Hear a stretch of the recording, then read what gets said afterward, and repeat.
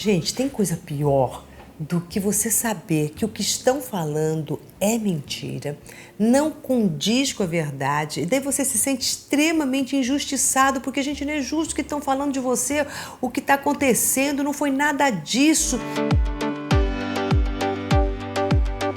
E você não tem como se defender muitas vezes, porque parece que quanto mais você for explicar, pior vai ficar, e parece que também ninguém tá nem aí para entender ou para querer ouvir, e vai ficando uma bola de neve de coisas ruins que você fala assim: agora eu não posso, o que é? Eu vou ter que aceitar tudo isso, vou ter que aceitar essas injustiças, vou ter que aceitar esses ataques, essa distorção dos fatos, e vou ficar de braços cruzados. Isso causa um mal-estar, mas um mal-estar muito, mas muito grande na gente, né? Eu já vivi por algumas situações assim, eu acho que você também, acho que a gente acaba vivendo nessas situações. Uma vez até a minha filha viveu uma situação dessa forma, e daí aquela história, né? Acontece com a filha, parece que a dor da mãe fica dobrado, né? Antes isso acontecesse com a gente, a mãe pensa sempre assim, né? Se fosse comigo, né? Se eu pudesse tirar todos os problemas do filho e trazer aqui para mim, seria muito melhor. Então, mas o que aconteceu foi justamente numa situação onde começaram uma calúnia mesmo, de colocar coisas como se ela fosse culpada e responsável por uma situação da qual ela realmente não foi a responsável por nada daquilo, não foi a que iniciou nada daquilo, mas ela estava meio que ali no meio de uma situação, mas é como se daquela situação começou a surgir um negócio, apontaram o dedão e falaram assim: foi ela, foi você que fez isso, foi tua culpa, foi não sei o que lá. E a pessoa que era mesmo a responsável de tudo aquilo, claro, ficou ali quietinha, ainda fomentando ali tudo, né? Falando ainda que ela havia dito coisas que não disse. E isso foi de uma dor para minha filha muito grande. Ela chorava copiosamente, falava assim: por que as pessoas fazem isso? Eu não sei o que, parará, né? E não adiantava naquela situação ficar, olha, não foi isso, foi aquilo, quem fez foi fulano, porque era levantar uma poeira, uma coisa que não ia adiantar em absolutamente nada, né? Então aquela história, às vezes, deixar essa poeira sentar, porque no fervor de tudo isso, quanto mais você fala, mais acontece, mais fervilha, ninguém escuta e está todo mundo querendo livrar o seu. Então, naquela hora, o que eu falei para minha filha, o que é que eu falo aqui para vocês, e o que é que eu fiz também em algumas situações comigo, né? Abaixar, deixa o tempo abaixar. Não, no momento que está tudo aquilo ali, não é hora de você chegar, arregaçar e querer, né, dizer a verdade daquela situação, porque todos os envolvidos não estão a fim de ouvir a verdade, eles estão a fim de ouvir a verdade que eles entenderam, porque de alguma forma traz algum benefício para eles. E que a gente vai aceitar esses benefícios que as pessoas têm e pronto, né? Você falou: estou sendo o bode expiatório dessa situação, estou sendo esse bode expiatório, vamos aqui abaixar. Abaixou isso, deixou primeiro ali acalmar, é a hora que você vai refletir em você, porque sempre é conosco. Por mais que venha toda essa calúnia, a calúnia não tem a ver ali, mas é aquela coisa para assim, para quê? Né? E por quê? E o que eu faço? Qual é a minha atitude? Né? Que comportamentos que eu tenho que eliciam este movimento? Porque quem é injustiçado dessa forma que eu estou falando, passa a ser sempre. Né? Então, parece que desde pequenininho alguma coisa, sempre acontece alguma coisa que a pessoa sempre se vê, às vezes, na situação. Às vezes não é uma situaçãozinha só. Se a pessoa não corta logo, isso começa a se repetir. Então, há um comportamento que está sendo repetitivo e que está atraindo toda esta situação.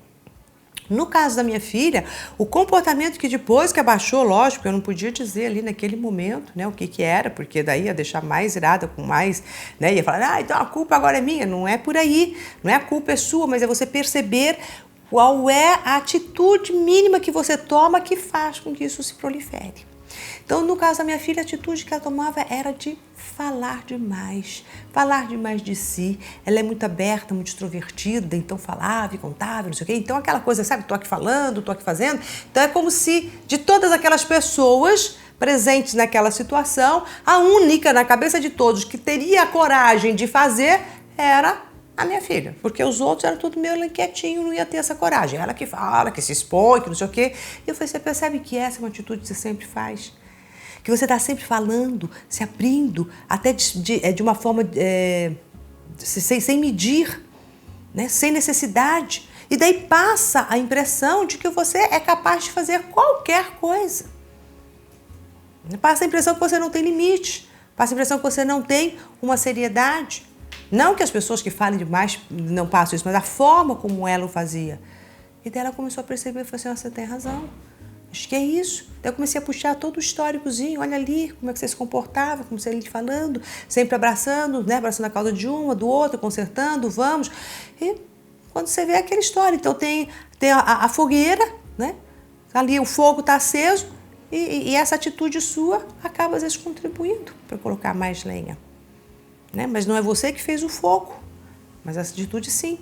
Então aí a hora que o fogo está ali formado, quem é que vai ser visto? Aquela que jogou uma lenha. Né? Então é como se aquela que jogou a lenha fez todo aquele fogaréu. Só que o fogaréu foi feito antes. Então só vem aquela lenha. Então o importante é você perceber o quê? Né? E a partir do momento que ela percebeu isso, ela parou com esse comportamento, por incrível que pareça, ela parou de ter situações em que tudo era em cima dela. Ela começou a ficar um pouco mais comedida, um pouco mais sábia, sabe? Isso é sabedoria de convivência, né? Aonde eu exponho, aonde eu retraio, o que eu falo, o que eu não falo, o que eu faço, qual é aquela situação, eu não vou de corpo aberto assim, né? A gente vai de corpo aberto naquilo que compete a você, mas olhando, né, a situação no todo. Então, para você poder sair disso e sair dessa dor, você vai falar assim, olha, tá, aconteceu isso, eu atraí essa situação, tem algum comportamento seu que iniciou. Então você vai mudar e perceber que comportamento seu é este que iniciou. E a hora que você muda, você não vai mais atrair situações desse tipo. E essa situação em específico, ela vai amortecendo e vai virar no esquecimento. Porque no momento que você também muda a sua atitude, você vai mudar a sua vibração, você não vai mais colocar lenha nesta fogueira, nem mesmo com o seu pensamento, nem mesmo com a sua revolta, nem mesmo com a sua indignação, porque tudo isso é lenha na fogueira que você está ali pondo. Isso aqui vai fomentando, mesmo que você não fale nada com as pessoas. Energeticamente você está mandando isso, mentalmente você está mandando essa informação. Então você vai cortar isso. E vai cortar a sua relação e ligação com estes fatos que te põem numa situação que você fala, por que eu me meti nisso? Por que eu estou aqui agora, aqui nesse meio? Então sempre tem algo que inicia e que é em nós. Essa consciência, eu estou falando aqui para pessoas autoconscientes. Eu não estou falando aqui para pessoas que vão se culpar por isso. Não é culpados, nós não estamos aqui buscando culpados. Porque quando a gente entra nessa era de justiça e injustiça, a gente está sempre procurando o culpado. E é por aí que a gente cria mais injustiças. Porque na hora que eu vou procurar o culpado, e aí? Vai resolver o quê? Então, um culpado e uma vítima. Eu não acredito em vítimas. Não existe nenhuma vítima de nada. Existem pessoas responsáveis. E são todas as pessoas envolvidas naquela situação que são os responsáveis. Você só precisa saber qual é a sua responsabilidade naquele todo. E assumir a sua responsabilidade e se neutralizar. E quando nós falamos também de justo e injusto, né? O que é justo e o que não é, agora ampliando um pouco mais ali a nossa visão, a nossa visão humana ela é tão limitada que por mais que a gente tente trazer a justiça, ela nunca será justa. Ser humano nunca conseguirá ser totalmente justo, porque ele tem a visão limitada. Mesmo quando você pega alguma situação muito difícil de algumas pessoas que, sei lá, que fizeram coisas, sabe, que você fala, é um absurdo um ser humano ter a condição de fazer isso, sabe, passa pelos teus valores, infringe, né, totalmente a ética. Daí, se você tiver uma compreensão mais ampla do percurso deste espírito, desta alma, das experiências, do que foi. Não é que nada disso se justifica, mas você compreende, tem uma compreensão mais ampla. Essa compreensão mais ampla nós não temos, nós estamos sempre vendo pedacinhos. E ao ver pedacinhos, qualquer um que a gente absolva ou culpe, não estaremos sendo justos. Então a justiça eu digo que é para o Criador. O que nós, né, seres humanos, fazemos aqui, o que chamamos de justiça, temos leis, temos regras de convivência, e daí, em cima dessas regras, quando elas são burladas ou não, é que o juiz, que tem essa profissão de juiz, ele vai fazer com que essas leis sejam cumpridas. E aí a gente diz que a justiça foi feita, porque as leis da terra foram cumpridas. É o máximo de justiça que a gente chega. E muitas vezes essas leis da terra sendo cumpridas dentro de uma visão do Supremo, do Criador e deste amor incondicional, elas poderiam ser injustas. Mas dentro da nossa condição aqui é o que temos no momento como justiça. Então, é não se apegar demais a isso do que é justo ou não. E eu gosto muito de, antes de justo ou injusto, partir do que é correto. Porque o justo e injusto nos coloca numa visão de certo e errado. E certo e errado nos põe numa cisão e num julgamento. Isto é certo, isso é feio, aquele é errado, eu julgo, eu torço o nariz. Então eu estou limitando. E aí eu estou julgando, né? E eu estou criando essa cisão de certo e errado. Agora, quando a gente coloca o que é correto, o correto é aquele que ecoa dentro de nós. O correto é aquele que é atemporal e que vai além de todas as leis, de todas as leis humanas, entre uma lei ética universal. Então, seja lá o que for que que você esteja sendo injustiçado aqui, traz aquilo que é correto. E eu digo que não importa qual é a situação, o correto que você tem a fazer neste momento, diante de qualquer injustiça ou que você esteja se sentindo injustiçado ou lesado, o correto é você reconhecer o que é que você pode fazer dentro desta ética universal do Criador, que possa apaziguar minimamente toda essa situação.